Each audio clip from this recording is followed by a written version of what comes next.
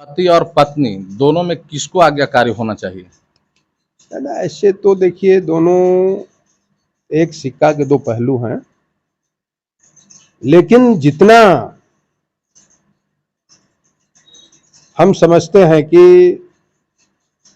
आज्ञाकारी और जितना वफादार और जितना ईमानदार नारी शक्ति होती है, उसका कोई जवाब नहीं है। नमस्कार, अपराजिता संदेश में आप सभी दर्शकों का बहुत बहुत स्वागत है। मैं हूं आपके साथ कौशलेंद्र यादव। इस वक्त हमारे साथ बात करने के लिए मौजूद हैं बिहार सरकार के पूर्व मंत्री एवं राष्ट्रीय जनता दल के प्रदेश उपाध्यक्ष डॉक्टर सुरेश पासवान जी। सर, आपसे हम जानना चाहेंगे कि 31 अगस्त 2023 को आपकी धर्म पत्नी देवकली जी का पुण्यतिथि है और कहा जाता है कि पुरुष को बढ़ाने में कहीं न कहीं महिला का हाथ होता है। आपको सफलता में महिला का हाथ है या किसी और का? देखिए, कोरोना महामारी जो 2020 में आया, उसी महामारी के चपेट में आने से 31 अगस्त 2020 को उनका निधन हो गया। यह बात सही है कि हर एक इंसान को जाना है, जो भी आया है जाना है, लेकिन असमय जाने के बाद बहुत सारी जिम्मेवारी, बहुत सारी काम अधूरा रह जाता है। तो यह उनका 2023 का 31 अगस्त तीसरी पुण्यतिथि होगा। हम सब लोग जिले भर से, जिले के बाहर के लोग भी आकर के श्रद्धांजलि सभा, सर्वधर्म प्रार्थना और उनको याद करते हैं। यह बात बिल्कुल सही है कि बिना दो पहिया के किसी भी वाहन आगे नहीं बढ़ता है। एक पहिया से आगे का सफ़र, बहुत लंबा सफ़र नहीं तय किया जा सकता है।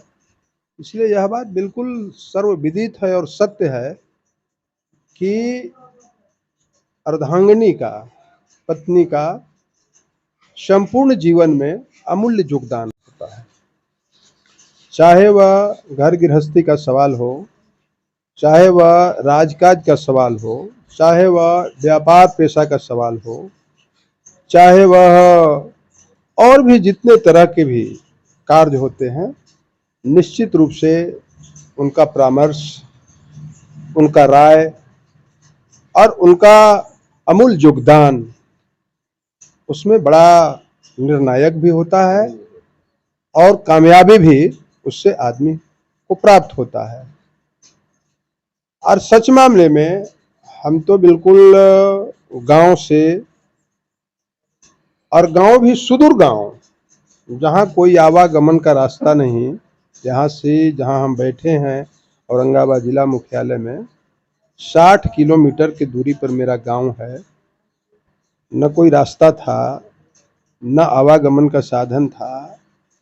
फुटपाथ रास्ते से जीवन का शुरुआत हुआ और उसी बीच 1978 में हमारी शादी हुई और 78 के बाद से जो मैं पढ़ाई के साथ साथ सार्वजनिक जीवन में आया, सामाजिक जीवन में आया, अमूल्य योगदान है। क्योंकि घर के सारे काज, रिश्ते नाते, परिवार समाज के सारे कार्य को जो लोग जाते थे आते थे, मैं तो बाहर रहता था।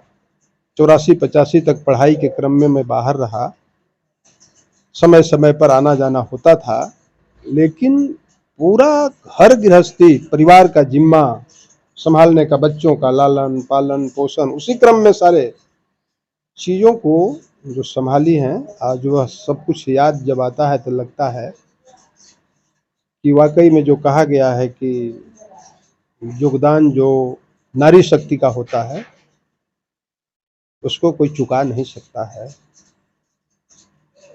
तो यह बात बिल्कुल सही है कि उनके आने के बाद मेरे जीवन में आज जिस जगह मुकाम पर हम पहुँचे हैं, उसमें सर्वाधिक योगदान उनका है। और हम नहीं कहते, बल्कि जो लोग भी विगत 2 वर्षों से, तीसरा साल होगा, आप सब लोग साक्षी हैं कि जो लोग आते हैं और उद्गार व्यक्त करते हैं उनके बारे में, मैं कुछ नहीं उस दिन बोलता, तो उनके मुक्त कंठ से निकलता है, धनकली जी के मुक्त कंठ से निकलता है, के बारे में निकलता है कि लोगों के प्रति क्या उनका सेवा भाव था, क्या उनका लगाव था, अपनापन था, भाईचारगी था। जो भी लोग मेरे गांव से लेकर के और पटना तक, औरंगाबाद तक गया होगा, हम नहीं समझते हैं कि मेरे नहीं रहने के बावजूद भी उनको किसी तरह के आओ भगत में, सत्कार में, जो सर्वप्रथम होता है किसी के भी नजदीक पहुंचने के बाद, तो उसमें ये मैं नहीं कह रहा हूं, लोग जो चर्चा करते हैं, तो अमूल्य योगदान था। और इसीलिए हम या हमारे परिवार, बच्चे, तमाम लोग, रिश्ते नाते साल में एक बार उनके पुण्यतिथि के अवसर पर खड़ा होकर के सर्वधर्म प्रार्थना जो करते हैं, सर्वधर्म प्रार्थना, जिसमें हमारे हिंदू समाज के पंडित महाराज होते हैं, मुस्लिम समाज के मौलाना होते हैं, बौद्ध समाज के होते हैं और पारसी समाज के होते हैं फादर। तो हम सब लोग प्रेयर करते हैं जहाँ कहीं भी आज भी हो। आज भी हमको संबल मिल रहा है, आज भी जो मैं एक कदम आगे बढ़ रहा हूँ, जिस काम में भी निश्चित रूप से अदृश्य भले वो हैं, लेकिन आज भी मुझे वह संबल दे रही है कि जिस तरह से आपने समाज के लिए बीड़ा उठाया, मैं नहीं भी हूं तो उस काम को मत करिएगा, बल्कि मेरे नहीं रहने के बाद और ज्यादा लगन से, ज्यादा उत्साह से, चूंकि लोगों को यह नहीं लगे कि मेरा काम जो था वह जारी नहीं है, इसलिए मैं उसी उत्साह से आज भी मुझे लगता है कि आखिर इतना ताकत मुझे कहाँ से मिल रहा है। तो जब मैं सोचता हूँ तो लगता है कि नहीं, ताकत तो जो मेरे पास था वो आज भी है। इसलिए ऐसे अवसर पर पूरे जिले भर के, जिले के बाहर के लोग आते हैं, हम सबके प्रति आभार ही व्यक्त करते हैं कि आप सब लोगों ने जो जीवन में उनके नजदीक जाकर के बैठ करके जो देखा है, उस चीज का आप उद्गार के रूप में व्यक्त करते हैं। इसलिए बहुत अहम योगदान होता है अर्धांगिनी का किसी भी व्यक्ति के जीवन में आगे ले जाने का।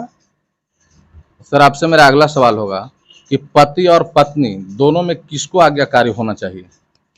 ना, ऐसे तो देखिए दोनों एक सिक्का के दो पहलू हैं, लेकिन जितना हम समझते हैं कि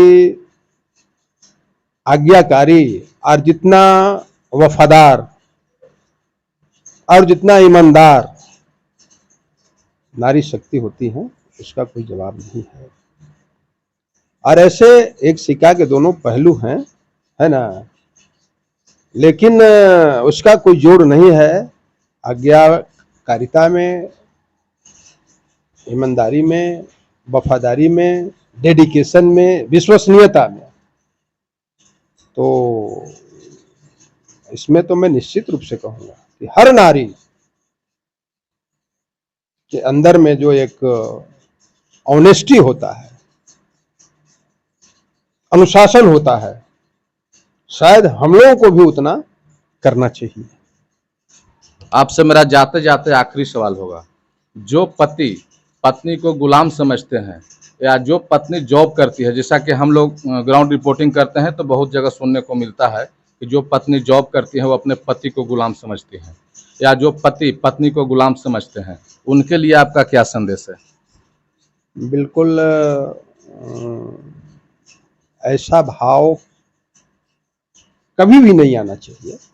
जॉब करें नहीं करें, वो आपके साथ जिस दिन मैके से निकल जाती है, ससुराल के लिए, वह आपका एक सहयोगी, सहपाठी के रूप में आपके जीवन भर साथ निभाने का वचन आप भी देते हैं और हम भी देते हैं, वो भी देती है। मैं बता दूं कौशलेंद्र जी कि मैं तो उस समय मैट्रिक का परीक्षा, जिस समय शादी हमारी हुई तो मैट्रिक का हम परीक्षा 78 में दिए थे, रिजल्ट भी हो गया था। फिर ग्रेजुएशन हुआ,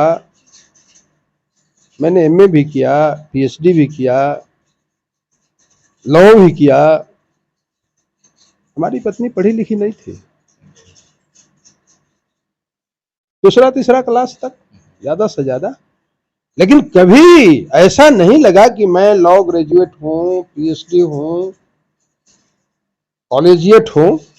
कभी भी यह भाव, जो सलाह आता था, विचार आता था, बहुत बढ़िया से तर्क वितर्क करके, और हमेशा सलाह सकारात्मक।